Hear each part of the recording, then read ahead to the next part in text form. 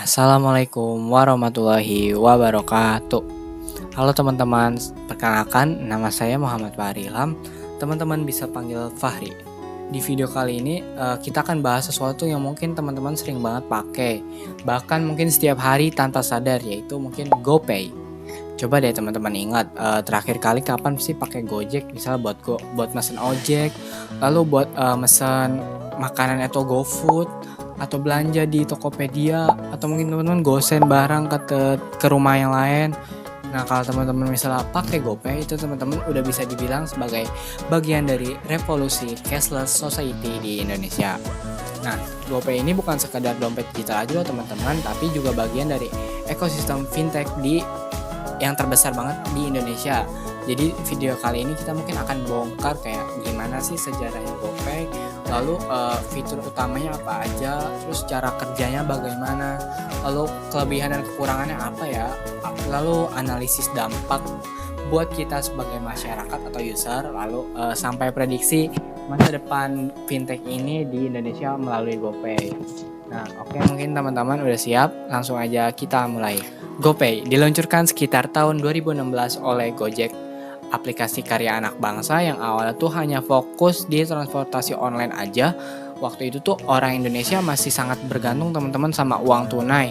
Tapi dari si Gojek ini tuh ngelihat adanya peluang, kayak mungkin mereka dari case pengalaman pribadi juga, kayak teman-teman nih buru-buru mau ke suatu tempat naik Gojek, ternyata duit teman-teman tuh potongannya besar, atau yang ibaratnya misalnya 50.000, gak ada kembalian dari driver Gojeknya. Nah, itu tuh pasti bakal lama banget kan.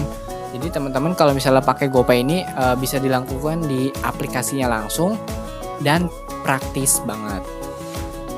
Lalu GoPay itu awalnya tuh hanya dipakai buat kayak bayar Gojek, atau intinya di lingkungan Gojek aja teman-teman. Terus tapi mereka tuh berkembang seiring adanya perkembangan layanan Gojek tuh naik kelas lagi, jadi kayak bisa jadi dompet digital di Indonesia yang serbaguna banget dan luas. Lalu menurut data riset We Are Social pada tahun 2022, lebih dari 60% warga Indonesia pernah menggunakan dompet digital.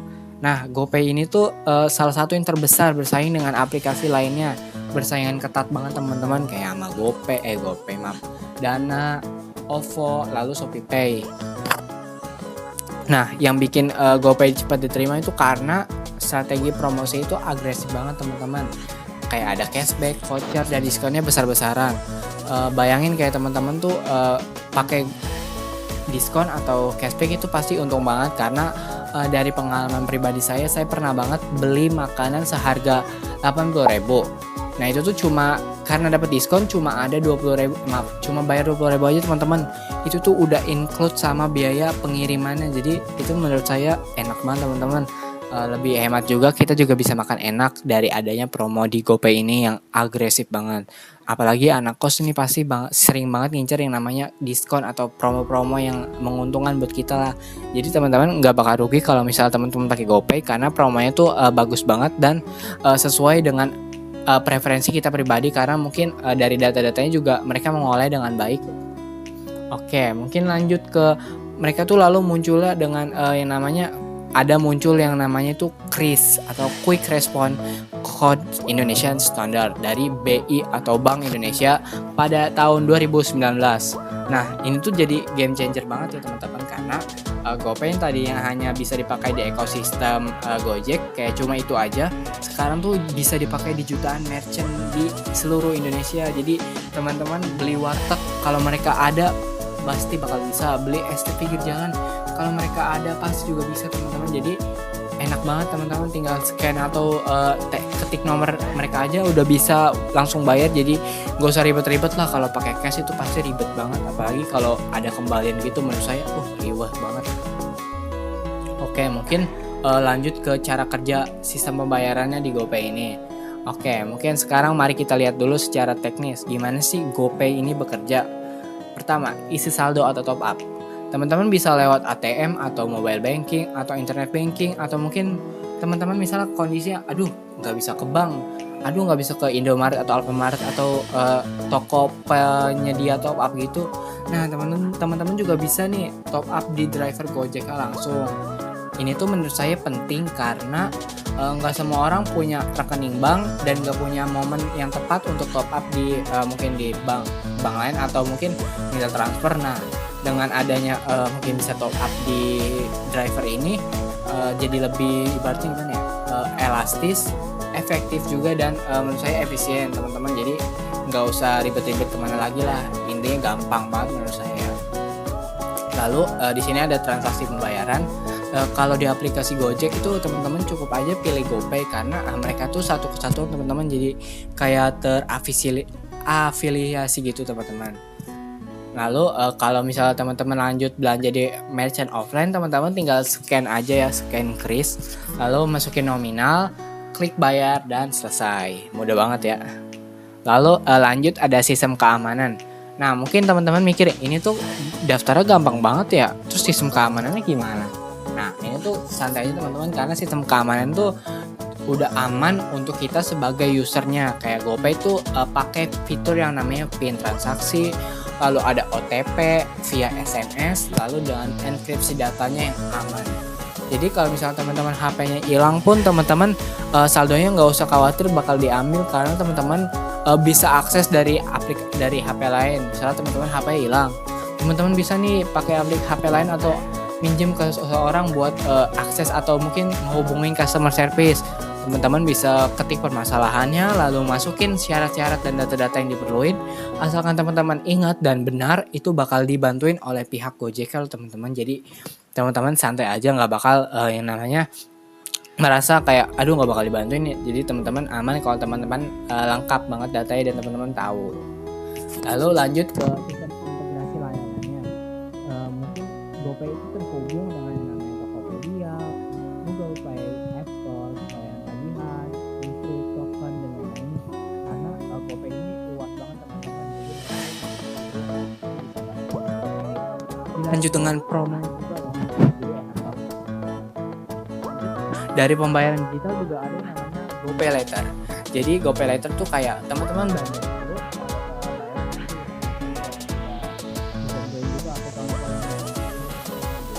mungkin saya cara menggunakannya dengan kebijakan yang benar sesuai dengan perhitungan matang yang teman-teman udah hitung, karena GoPay Later juga teman-teman harus bayar. Kalau misalnya teman-teman nggak bayar, teman-teman bakal ada konsekuensi sendiri dari data teman-teman, bakal nggak aman atau nilai jelek dari kredit. Oke, lanjut ke fitur utama GoPay. Nah, mungkin teman-teman kita bedah dulu ya. Pertama, ada pembayaran layanan Gojek kayak transportasi, pesan makanan, lalu kirim barang. Lalu ada pembayaran tagihan kayak listrik, pulsa, token, air, dan lain-lain. Bahkan juga bisa bayar pajak loh. Lalu ada transfer saldo ke sesama pengguna GoPay atau rekening bank juga bisa. Teman-teman misalnya pengguna GoPay, teman-teman mau transfer ke sahabat teman-teman, asalkan misal teman-teman nge-save juga nomornya, teman-teman bisa search aja loh namanya, nanti bakal ada loh. Atau misal teman-teman nggak ada nih kontaknya, ya tinggal ketik aja sih nomor teleponnya, bakal pasti ada kok. Lanjut ke teman-teman transfer ke bank. Nah, teman-teman ini harus upgrade ke namanya GoPay Plus dulu, tapi santai aja teman-teman. GoPay Plus ini tuh mudah banget buat upgrade-nya, karena teman-teman harus untuk cuma scan KTP aja dan isi data sesuai dengan KTP. Nah, itu tuh gampang banget teman-teman. Jadi gitu aja udah dapat benefit dari GoPay Plus. Lalu ada GoPay Later tadi, fasilitas belanja dulu dan bayar nanti. Lalu ada promo cashback dari diskonnya yang menurut saya udah bagus banget dan relevan dengan preferensi kita. Lalu dengan selanjutnya itu ada integrasi dengan Tokopedia. Setelah mereka bergabung dengan terafiliasi menjadi Goto, saldo GoPay itu bisa dipakai di Tokopedia. Jadi ini tuh selain lebih mudah dan juga nambah, ibaratnya gimana ya, biaya admin kita tuh nggak ada teman-teman. Jadi bisa bebas biaya admin kalau teman-teman bayar pakai GoPay. Lalu lanjut ke analisis kelebihan GoPay. Menurut saya itu GoPay punya beberapa keunggulannya. Pertama, ekosistem Gojek itu luas. Tadi ada banyak tuh kayak transportasi, makanan, dan lain-lain. Lalu user friendly, gampang digunakan. Menurut saya UI dan UX-nya tuh UI-nya tuh enak banget dilihat, dan UX-nya itu mudah dan clear lah bagi saya. Karena mungkin gampang banget teman-teman. Jadi teman-teman pasti mungkin kalau baru download juga bakal langsung paham sih. karena emang user friendly banget. Lalu promo besar bikin pengguna kita atau kita itu betah. Lalu keamanan bagus, banyak fitur-fiturnya kayak ada PIN, OTP, enkripsi, lalu diterima di banyak tempat lewat yang namanya kris. Nah, selain itu juga GoPay mendukung UMKM teman-teman. Kayak bayangin warteg kecil pun bisa pakai kris karena dari pendaftaran GoPay itu gampang banget teman-teman dan mudah juga tapi juga aman. Lanjut, mungkin kita bahas tadi kelebihan, ada kekurangan. Nah, menurut saya beberapa kekurangan atau kelemahannya itu harus butuh banget internet. Ya, emang aplikasi itu pasti pakai internet karena online. Tapi menurut saya tuh kadang internetnya lancar tapi di GoPay itu kayak ngebug itu teman-teman, jadi nggak stabil. Mungkin bisa dilakukan perbaikan fitur di kedepannya. Lalu fitur terbatas tanpa upgrade. Nah itu tuh kayak harus upgrade dulu, misalnya teman-teman mau transfer ke bank itu tuh harus GoPay Plus. Ya walaupun mudah, kayak menurut saya ini nggak batasin banget ya, tapi teratasi dengan pendaftaran upgrade itu yang mudah.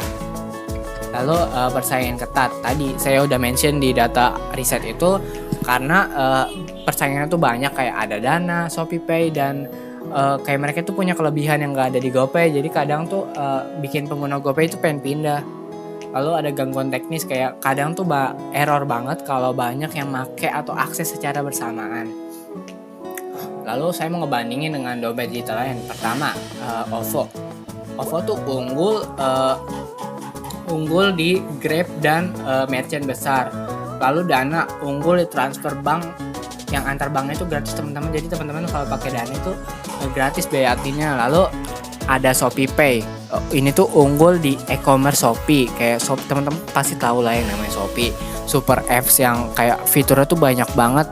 Itu juga mereka kayak ada sosmed gitu yang ada keranjang kuningnya. Jadi intinya tuh Shopee tuh ibaratnya saingan berat banget sama Tokopedia teman-teman.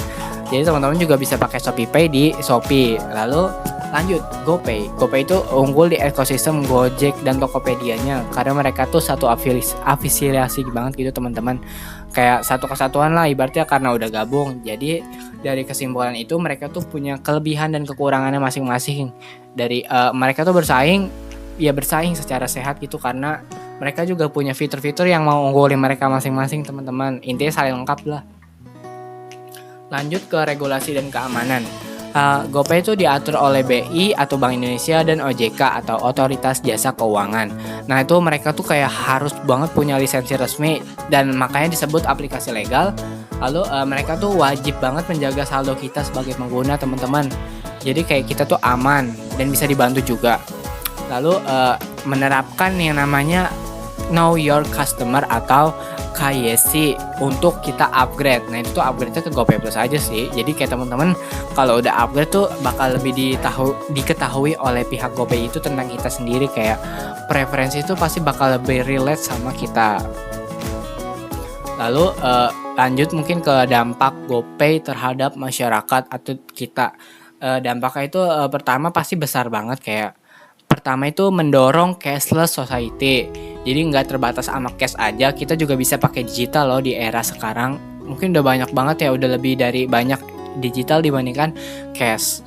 Lalu ningkatin inklusi keuangan, lalu mendukung UMKM, lalu mempermudah transaksi sehari-hari.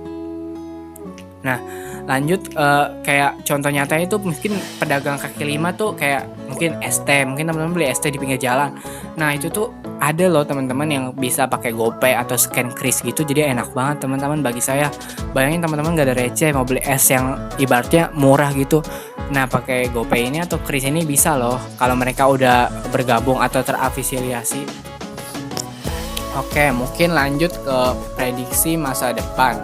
Mungkin prediksi masa depan itu GoPay punya potensi besar karena mereka tuh udah dapat dukungan dari yang namanya Goto Group atau Gojek Tokopedia. Mungkin pertama itu ada integrasinya itu pasti lebih dalam dengan Tokopedia. Kayak yang kita sekarang tuh cuma bisa gini aja ibaratnya, mungkin di masa depan bisa lebih bagus dengan yang nggak pernah kita bayangin sekarang. Dengan inovasi mereka pasti bakal ada kok teman-teman, perubahan nggak bakal stuck. Lanjut inovasi layanan keuangannya pasti bukan hanya dompet digital aja, mungkin kemungkinan bakal ada yang namanya tempat buka investasi atau tabungan digital, kita juga nggak bakal tahu. Mungkin itu bisa aja kalau mereka udah mendapatkan cara-caranya atau udah pas nih momennya, pasti bakal ada kok. Lalu yang terakhir itu menurut saya bakal mendukung smart city. Bayangin Indonesia misalnya, amin aja udah mendukung nih semua smart city di daerah semua daerah. Nah dengan ada GoPay itu bisa jadi tempat pembayaran digital di tempat umum teman-teman, jadi lebih mudah banget. Kalau misalnya tren cashless terus naik, GoPay juga bisa misalnya jadi salah satu teman apa gimana ibaratnya, jadi salah satu pemain di Asia Tenggara ini teman-teman. Jadi enak banget kalau misalnya kita udah mengikuti era digital ini dengan pakai GoPay dan dompet digital lain.